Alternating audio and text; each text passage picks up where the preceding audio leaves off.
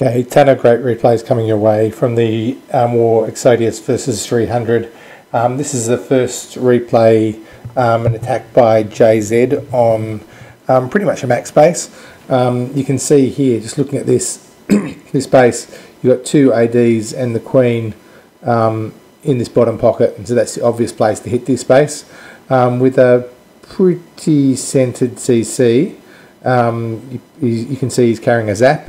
So he'll probably draw, he's got two golems there, and his king, so he'll probably draw the CC into his golems, zap the CC, and then sort of clear out the bottom, then airdrop from the top. You'll also see with this base, probably the easiest base that was picked off in this war versus 300, you can see pretty high value freezes there.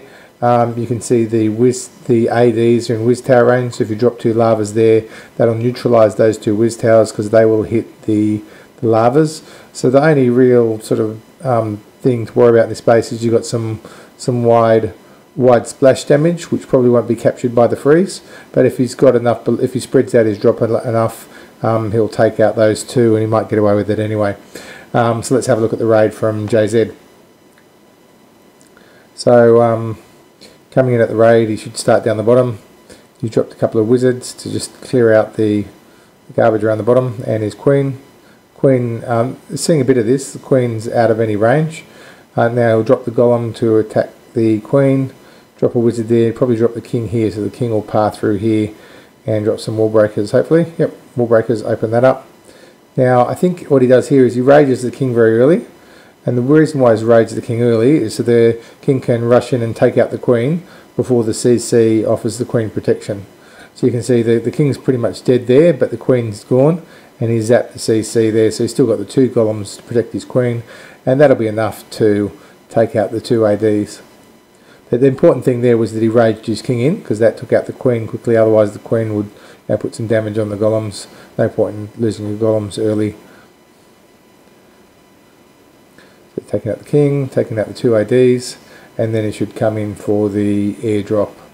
Use his queen ability. You can see here the whiz towers are hitting the lavas.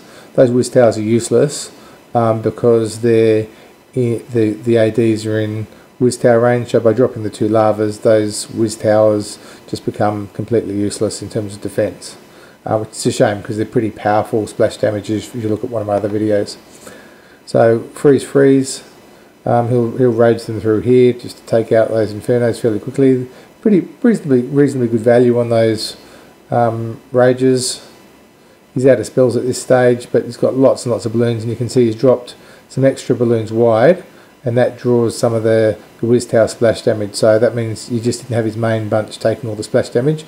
Mostly the splash damage of those two whiz towers was pulled wide, and that's probably what got him through this raid. So 55 seconds to go. Base is pretty much gone here. One till, so it's not going to do much around the rest, and we'll fast forward through the money shot and see that. So that's a fairly easy base with the setup of two ADs in one pocket and the queen. You know, those sorts of bases are gimmies these days, but there are many more harder bases this war, so stay tuned for the next replays.